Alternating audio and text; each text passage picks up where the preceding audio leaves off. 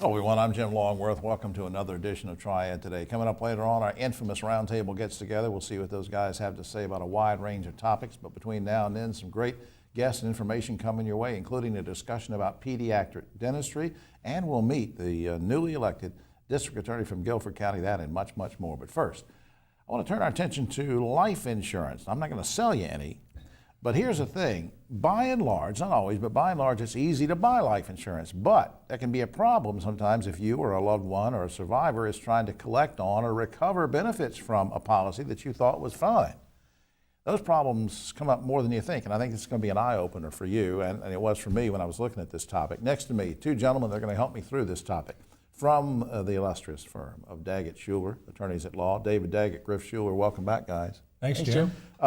Did I get that introduction right, and was it accurate that people have problems with this? It's actually staggering. Research has shown that literally billions of dollars of life insurance go uncollected or the payments are denied. And the people who they're denied to or don't collect them are the people that need them. Absolutely. The reason you have life insurance is if you're the income earner in a family or you're responsible for children or that sort of thing, or even to take care of your burial when you die, that the people that need those proceeds need those proceeds. That's why you have life insurance. And the premiums have been paid, and they should be a payment back. And particularly when they're denied, oftentimes the family members don't know what to do. That's very unsettling because I feel like it's almost like a contract that I have with the insurance company. Okay, here I'm trying to make sure my wife will be taken care of, and then if there's a problem, I guess that's why people need to go to an attorney like you or Griff. Here's what happens is at that point in time, people are vulnerable, obviously, because they've lost a loved one. And insurance companies, their job is to make money, not pay money. So if they can find a loophole or a way to stiff arm you from collecting those benefits, they do so. Give me an example of a loophole. What do you mean? Well, so give you a good example that most people don't realize. You hear these ads on TV about insurance and no physical needed. Right. Those aren't life insurance. They're accidental death policies. Right. Accidental death only pays if the death was due to an accident. They find a way to say it wasn't an accident. So recently we had a client came in, the spouse is on workers' compensation, takes medication regarding his injury. Unfortunately, there was a side effect of the medication. He passes away. Okay. The accidental death insurance company denies that claim. They said it was medicine. Medicine or suicide or overdose. Didn't fit the definition of accidental. So what we had to do was piece together and show that this death was accidental. Griff, what if let's say it doesn't have to be a spouse, maybe a mom or dad or somebody passes away and you're supposed to go through their papers and say, I don't even know if they have a policy. Now, can I come to you guys and you can help me figure out if there is an insurance policy? Well, we can help kind of walk them through where they may have had that. For example, Jim, oftentimes it may be a policy that came through the employer. So sometimes we can help them kind of identify that. But that brings up a very interesting thing, which is you would think you would be able to a family to go to some, depository of all the claims for each individual person, and that doesn't exist. Yeah, this is bad. There's no master database. Right. But these claims get denied all the time. We've got lots of examples. Recent example, people paying their premiums all these years, they miss one premium, but they keep paying the premiums, don't know that they had missed and not caught up. The spouse dies, the insurance company denies the claim for the missed premium. The policies are very complicated. The law is very complicated. Sometimes it's state law, sometimes it's federal law, sometimes it's state administrative law. We're able to go back through that, show the insurance company didn't meet their obligation, and got them to pay 100%. This is scary stuff because, all right, so if I come to you guys with one of these problems or I'm a survivor or a widow or somebody, then you can help and you can ask them for the paperwork and go through things. Yeah. I just think it's great how you've helped people out and you've had some real success stories to help these. Up on screen, DaggettShulerLaw.com is a website I want you to check out. For the radio listening audience, again, it's DaggettShulerLaw.com. The phone number is easy to remember, 724-1234, 724-1234. Please do this. I tell you what, when I was reading about this, and David and you guys, you and Griff, sent me an email about this. I couldn't believe it, that there were this many problems that people run into. And I want some peace of mind if I have life insurance, and you guys are helping with that. Thanks for doing this. Thanks for having us. We'll be right back after this. Today, and I was looking over, I've been at this for 49, almost 50 years, and this show for 16, and in that whole time, I've never interviewed a district attorney. So I sat down one day and I said, I wish a district attorney would wander into the studio, and here she is. Next to me, the newly elected district attorney for Guilford County, Avery Crump. Welcome to you, Avery. How you doing? I'm doing well. How are you And doing? congratulations. Well, thank you. Thank you. Now, why did you want to pursue a career in criminal justice?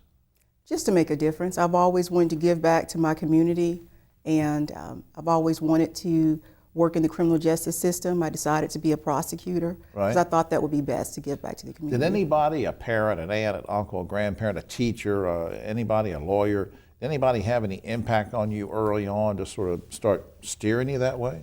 No, but I can tell you, when I was young, I used to watch this show, Matlock, just crime shows. All those kind of All of shows. those shows. And it always seemed like the defense attorneys were always winning. No, that's true. And so, you know, they had that moment when people would just confess on the stand. Yeah. And so I said, you know, I want to be a district attorney. I want to be a prosecutor. I want to be the one to put the bad guys away. Put the bad guys away. That's on the that's TV how it shows, started. the defense always has good guys they're looking at. You never see the, okay, so I get that part. Now, when you were elected, I don't want to be remiss in mentioning that you also had been an assistant DA and a judge, is that right? Yes, I was assistant district attorney. I started in Bronx County for about 2 years. And then my husband and I, we moved to Guilford County. So I worked in the district attorney's office as an assistant district attorney. I'm here for 9 years. Yeah. And then I ran for judge, and I was a district court judge for 9 years before resigning. I resigned on February the 27th to run to be the next district attorney. You've done everything. I've really been at a lot. Let me talk about the fact that, and I'm sure people have read this in the paper, but you're the first woman of color to be elected Guilford County District Attorney. Now, how does that inform your approach to criminal justice? Well, not only am I the first woman of color, but I'm the first female, period. I didn't know that. Yes, to be elected as district attorney here in Guilford County. And you know, with my approach, I bring a lot of experience, a lot of different, a really vast background. What I didn't mention, I'm also married to a defense attorney. Uh-oh. Yes. Well, now, is he going to be offended that you ran down defense attorneys a minute ago and said they always win? Or what? Okay.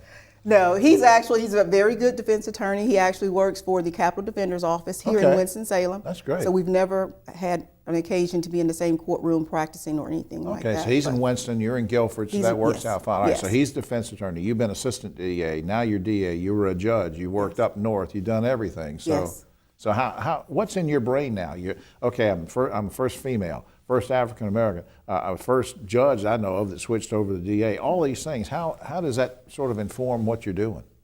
Well, what I wanted to do is I wanted to bring change to Guilford County.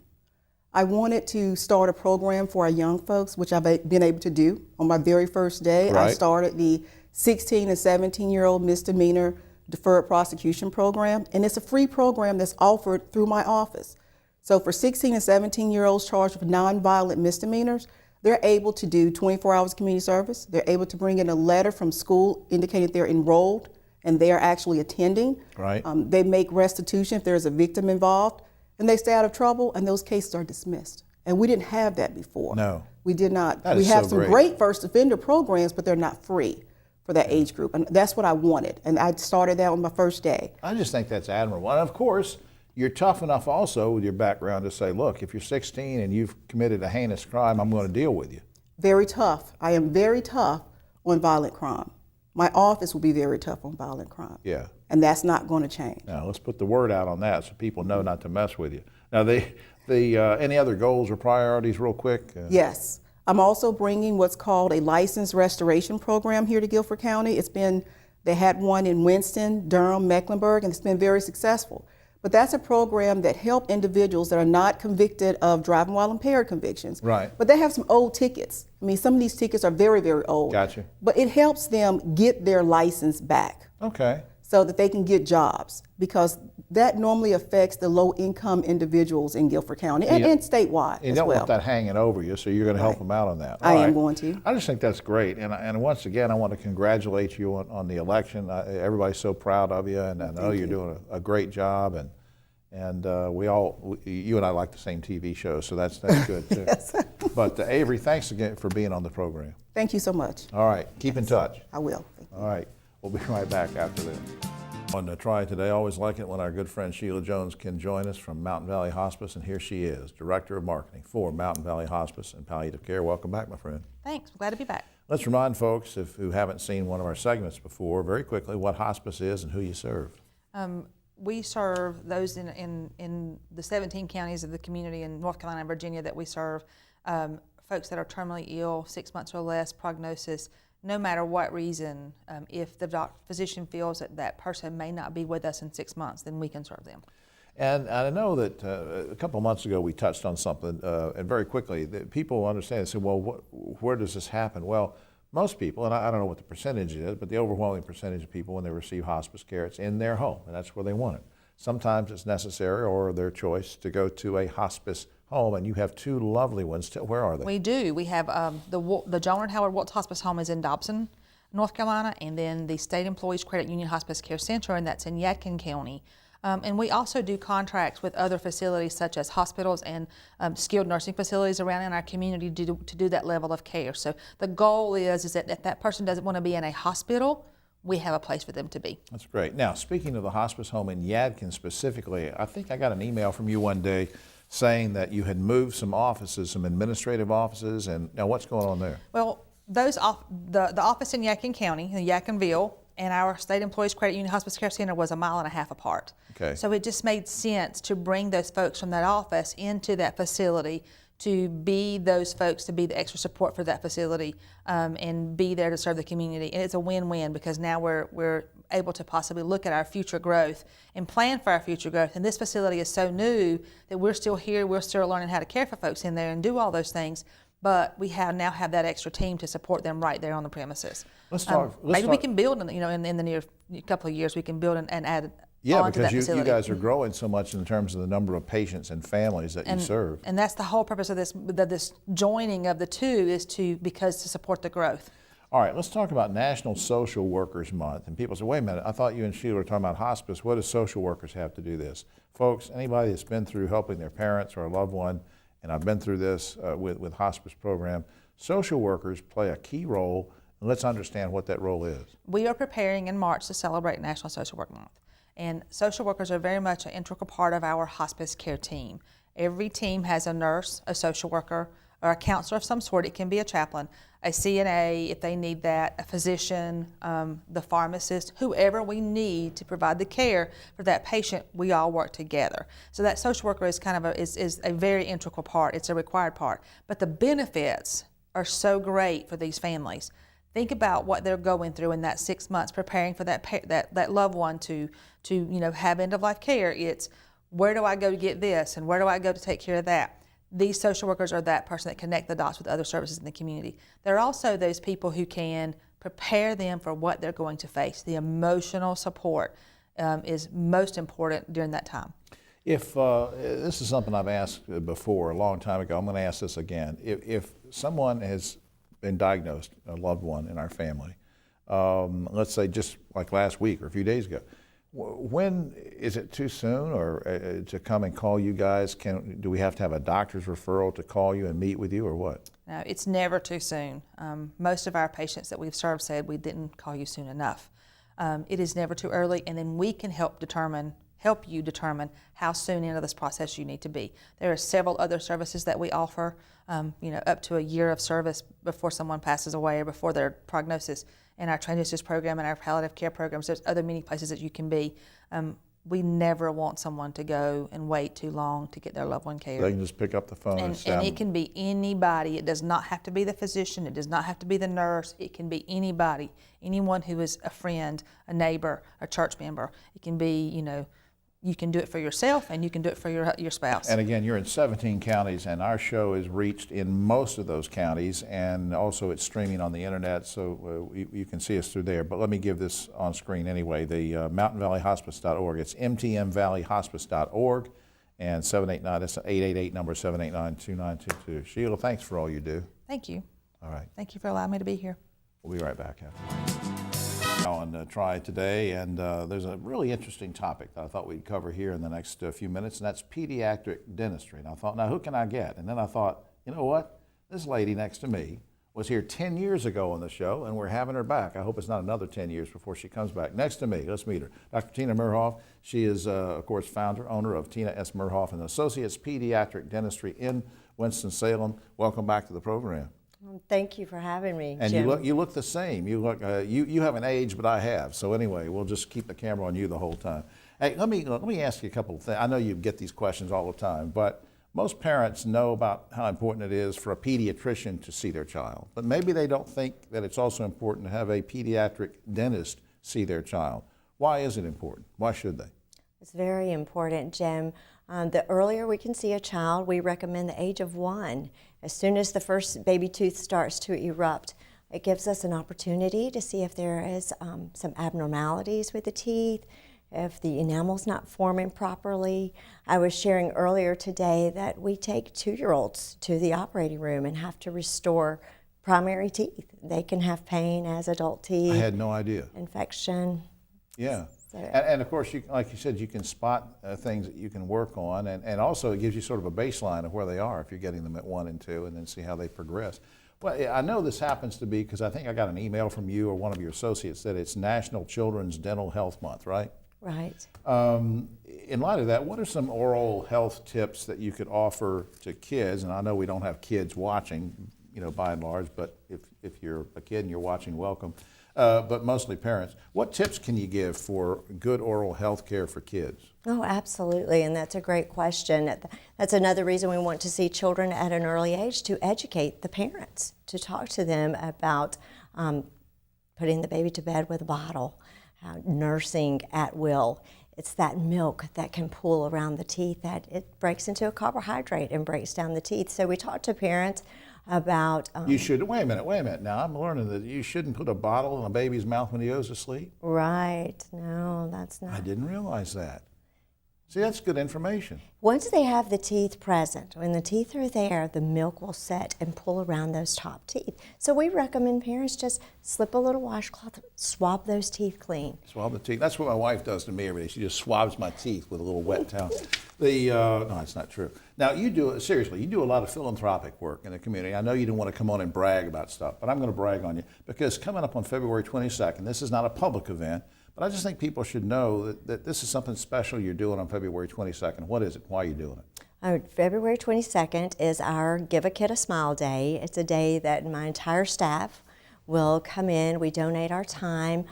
Children throughout the community have been screened through the public health department or pediatrician offices, or children that have come through our office and maybe didn't have dental insurance or have access to dental care and have some dental disease. So you and your partners and associates are going to take care of them on that special day, and you do that every year. I just think that's great. Yes, Why did you want to specialize in pediatric dentistry? I don't think I asked you this 10 years ago, or else my memory's failing. Well, it's an amazing profession. I wanted to be a pediatrician, and then I saw an opportunity to take care of children's teeth. And when you see a child and you can change their smile, it's the first thing you see when you look at a person is their smile. I get to operate on them, restore them to health, and truly make a difference in their life. And I think too, we didn't discuss this ahead of time, but look, I just fear going to the dentist, and I think maybe if you have a pediatric dentist, you sort of get into that system of trust, and it doesn't become a scary thing, and that's a positive too, isn't it? Yes. Up on screen, for more information, or if you'd like to make an appointment to get to Dr. Murhoff and our associates, you can see on screen Dentist for Kids, that's the number 4.com. For the radio listening audience, I'll say it again, Dentist 4, that's the number 4, dentistforkids.com, 659-9500. I hope you will do that, and let's not wait another 10 years, shall we? Absolutely. Thank you, Dr. Murhoff, I appreciate it. Thank you All very right. much. Good to see you. We'll be right back after this. Oh, back now on Triad Today. Before we get to the roundtable, I hope you will pick up your copy of Yes Weekly because, among other things, I have an article in there about this whole blackface saga that's going on in Virginia. It's a mess. So I hope you'll read it and let me know what you think of it. If you don't like it, don't let me know. Now, to get to the roundtable, next to me on my right is but always on the political left, is the great broadcaster journalist Ogie Overman. Next to him is chairman of the county commissioners, a broadcaster, a friend of mine of 50-some years, Dave Plyler. And bringing up the rear is a gentleman that you saw earlier in the program, and he has agreed to stay over because we got word from Keith Granberry that he was hung up overseas and couldn't get a flight in. So David Daggett has rejoined us. And congratulations on having just celebrated your wedding anniversary, David. Oh, thank you so Yeah, much. good, Yes, good, yes. And Mr. Chair never forgets. No, he doesn't. Aren't you right? Yeah, I am. David Daggett was married 84 years ago. All right, now let's get to the first topic. Newly elected Forsyth Sheriff Bobby Kimbrough, I like this guy, says after April 30th, the county jail will no longer be used to detain people suspected of being undocumented immigrants. Are you guys okay with the sheriff's decision to break from ICE, stop helping ICE? Ogie. I like the guy too. I like having met him the day he was on the show. Yeah, I don't think he needs to do that. That's not his business. That's their business. David. He hasn't stopped doing business with us. He just did not renew a contract he had with them. Right. And I think Bobby is the sheriff, and he calls them as he sees them, and I support it. Daggett. Sheriff Kimbrough is interested in Forsyth County and Forsyth County issues. That's what he's focusing on. He's a good man, doing a good job. And I want to mention quickly the transition from Schatzman to Kimbrough was as honorable by both men as we've seen. Absolutely, absolutely, David. Governor Cooper's School Safety Committee has just issued a report calling for every school in the state to have an armed police officer, an SRO or a deputy, on site. Now, we've talked about this kind of thing on the show before, but now that this official report has come out, guys, good idea or bad idea, and will it happen? Ogie. You know, it beats having armed teachers for sure. And I think I'm okay with a trained human resource officer who knows how to use a firearm and is trained in public safety to be armed. Because they're not in every school. They rotate a lot in a lot of areas, David. Well, I'm kind of hot and cold on that. I'm not really sure you need loaded weapons at a school. However, if you do have people, if you're going to have it, then it should be mandated. And I also think that it depends on where you live. I think many times if you have a huge school system such as Forsyth County with well over 55,000 people, you know, what are you going to do with one man with a gun? I'm not too sure about that. David Daggett. I agree with both Ogie and Dave. I think it's a good idea. However, will it be done? As a practical matter, I'm not sure it can be done at every school, and I'm not sure every school needs it. We need to go school by school and make smart decisions. Right. Now, state lawmaker Lee Zachary is proposing a bill that would allow individual schools to opt out of serving as voting sites. In the schools I used to go to, we had voting machines on voting day, on election day. But he says having so many adults coming through the school on election day is a safety issue. Do you agree with Zachary? Ogie? No, I think it's really cool. I remember as a kid, election days was always a fun day in school. It was a different day, and if they're smart, they can use that as a civics lesson. Absolutely. About teaching how the electoral process works. Dave Plyler. I think it's not well thought out. The schools are an excellent place to have the polls. And if you're worried about adults, you've got a big problem at 3:30 in the afternoon when they all show up to pick up their children. David Daggett. And you have your officer on duty. So I agree with it. It's 3 for 3. Yeah. I agree. I like having it in the schools. I think it's a good example for the kids. I think it's a real live civics lesson, and I think we should keep doing it. Here's a school-related issue. A Catholic school in Durham had invited a black lesbian city councilwoman to speak at their Black History Month event, but after receiving telephone threats of possible protests, the school canceled classes, shut down, and canceled the event. You guys okay with a school, any school, giving in to those kind of threats? Ogie? No, I am never okay with that, even if I didn't agree with the black lesbian city councilwoman. If it were a white male, you shouldn't cave in to pressure from extremist groups. Hey. You should not. I agree with Ogie Overman, and I'm proud to say that. All right, David. I agree with Ogie, but I'll add that for a Catholic school, it probably wasn't well thought out in advance. Mm-hmm. If they would have thought better in advance, they could have avoided the whole problem. Because of the lesbian issue, maybe they had some. Sure. That's interesting, but I agree too. You shouldn't give in to that kind of, I mean, unless there's something serious like a bomb threat or something, you shouldn't just give in to possible protest threats. Speaking of, let's go to politics. Senator Tom Tillis has had sort of a low profile he's going up for re-election next year. Already, though, a number of Democrat candidates have said they're going to try to unseat him, including a Mecklenburg commissioner, a Raleigh attorney, a state senator from Northampton. Can Tillis be beat in 2020, Ogie? I think either of my panel mates could beat Tillis in 2020. And you mean that I'm sincerely? serious, yeah. Dave Weiler. He's beatable. It's Dave. our year. Yeah.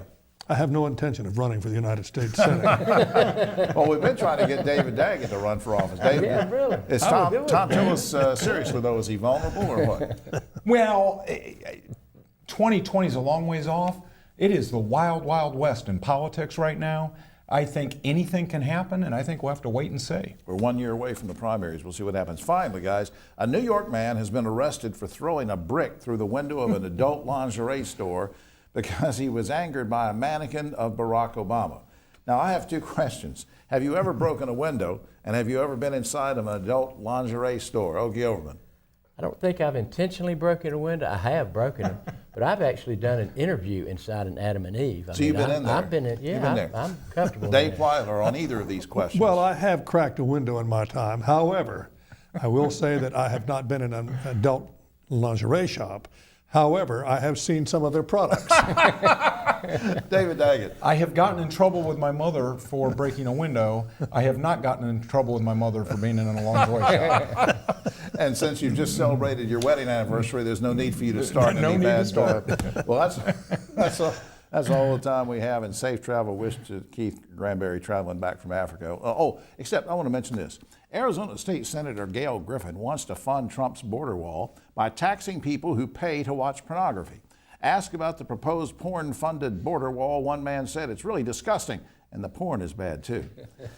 For all of it, yes, you know what he thinks about the wall, don't you? For all of us here on Triad Today, I'm Jim Longworth. We'll see you next time.